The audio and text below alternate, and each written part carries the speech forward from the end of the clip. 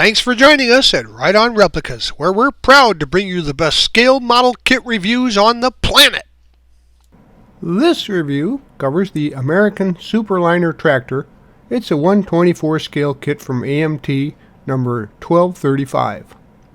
Now, this review is a 2020 reissue of the kit, and it's rated a skill level 3 for the advanced builder.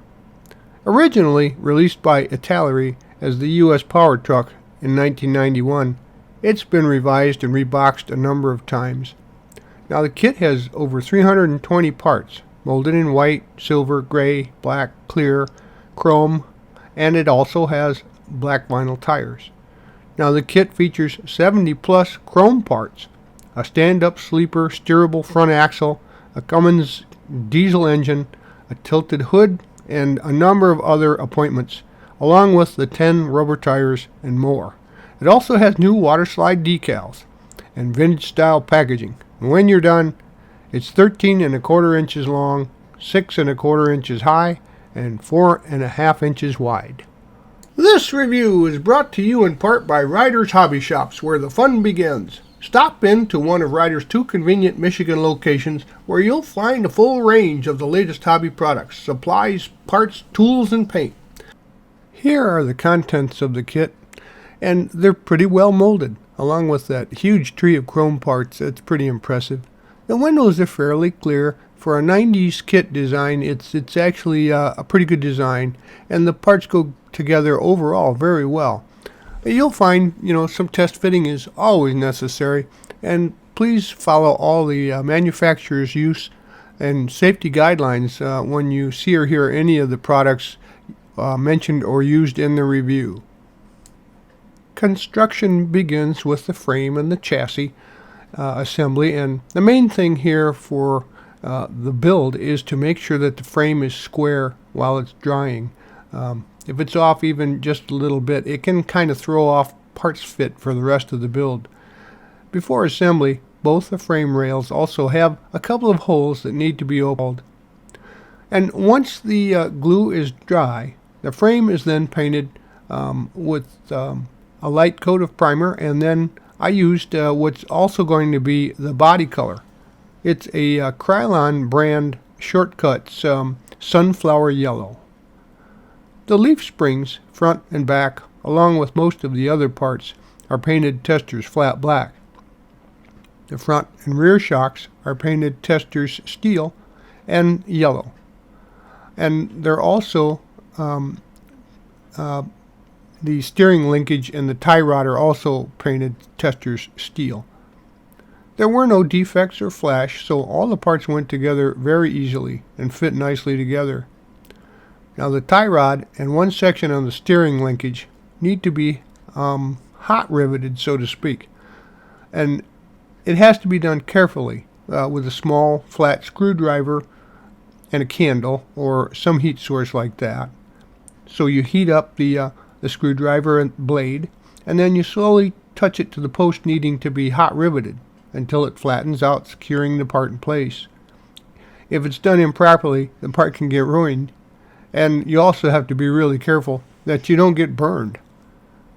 Opened up for future parts to be installed. The suspension components continue through assembly, and we'll take a look here at the final steps in that process. As you can see, is a nice contrast with the custom painted frame and the rest of the flat black components. And here you see the drive axle that connects the two rear suspension pumpkins there. And as you can see, it's progressing pretty well. Just make sure that that frame is nice and straight, and everything will pretty much line up just perfectly for installations. Oh, by the way, the instructions are at the back of the review if you need to refer to those for clarification. The engine assembly is next, and you see the components here to start the engine. Now it gets painted, I painted it a Testors beige, except for the belts that are painted flat black. Now the engine fit together very well. There's no warpage or defects or even much to do about any kind of flash.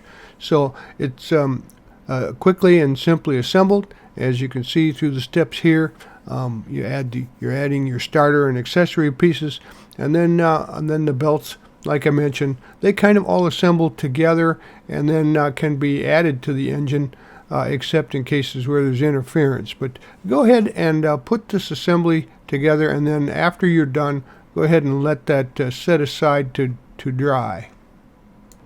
Here are the parts for the front wheel assemblies. The tires are pretty nice. They're kind of a highlight of this kit. We'll go ahead and I painted the outers with a chrome silver and the inners with a flat silver. Sandwich them together and make sure you paint, unpainted. You use unpainted parts, meaning you have to scrape the paint off where you're going to glue pieces together so that they stick. The rear tires are assembled in the same way. Of course, we have 4 of them there for the dualies, etc. And they're just separated by spacers, so the wheels and tires basically assemble in the same manner. And here's a look at the back side with the trim ring. And you see one set of the hubs on these are a little longer. They're extended for more length there in the back. Now, once these are dry, you can go ahead and install them onto the spindles and hubs on the chassis. Now I'll go ahead and gather up the parts for the hubcaps, and you'll also see the center wheels split dividers that go between the wheels and the back, and they of course are used there. And once you install these hubcaps to the fronts and the rears on the outside wheels in the rear, then the wheel assemblies are finished. So we're going to take a look at the completed chassis, so to speak, what we'll call a rolling chassis as it exists, and you're well on your way to a good foundation for the model build. Now we have some attachments to the side of the frame. You can see these parts are used in that, including a mud flap and looks like a step plate and a tank. And so the tester silver was used on part 83D, and then 84 and 85C are attached to those. Now the mud flap then is of course flat black and attached to the assembly before it is attached to the chassis due to the assembler error. The part 83D wasn't painted chassis color as well as it should have been. The driver's side fuel tank went together very well. Unfortunately, there is a mold seam where the two parts are joined together, and if you want to paint the fuel tanks, you can do that by removing the chrome and then gluing the parts together, and then adding a little putty to remove the seam. Also, you'll find that chrome paint can be used. I haven't found one that actually matches actual chrome plating yet, so painting is a good alternative as well. The fuel tank brackets were painted body color or chassis color in this case too, and then the fuel tank is added to the brackets. The main drive shaft gets painted tester's gloss black and then dried, and when that's done you can attach it between the rear axle and the engine assembly. And the exhaust tip there, pipe there is painted tester's aluminum and detailed with some gloss black before being attached to the engine assembly. Here are the parts for the radiator assembly, so go ahead and you can spray those with some semi-gloss black and then assemble them, make sure that you've got good glue surface, and then you can put that into the chassis assembly after they've been assembled and dried. Next, we'll take the parts here for the other fuel tank, assemble those just as we did on the other side, and of course paint the brackets chassis or body yellow, and then attach those to the chassis and then attach the tank to that. And now you can use these parts for the passenger side, just as we did for the driver's side. Go ahead and assemble those and finish them off in the same manner, and then attach them to the chassis.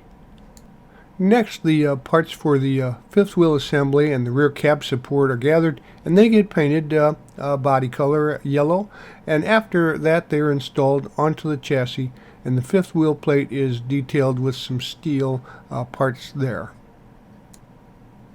Next, look for the parts for the taillights, and they get spray painted with some yellow, and then we're going to detail those with some silver and a little transparent red on the lens area, and the rear license plate bracket gets painted gloss black before it's attached to the chassis assembly. And next we'll get out the parts for the rear mud flaps, and they get detailed with some Testors gloss black and then installed onto the chassis assembly. Now we'll work on the radiator hoses, and the upper hose gets painted aluminum and Testors gloss black, and the lower radiator hose is painted Testors aluminum and Testors flat gray before they get installed between the radiator and the engine assemblies. The interior floor and the cab are spray painted with some sunflower yellow and then detailed with some flat black and gloss black.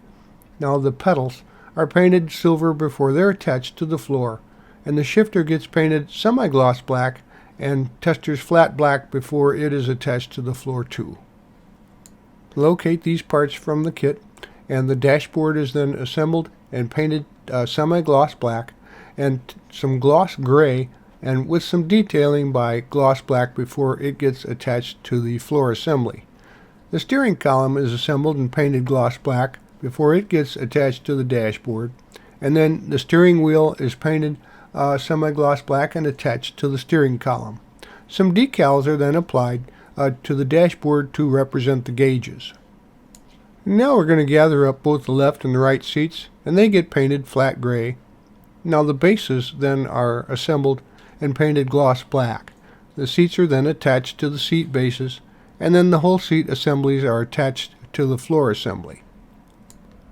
We're at the point now where we'll start putting together the cab, and you'll need to make sure that there aren't any imperfections on it. Remove any of the attachment points, etc.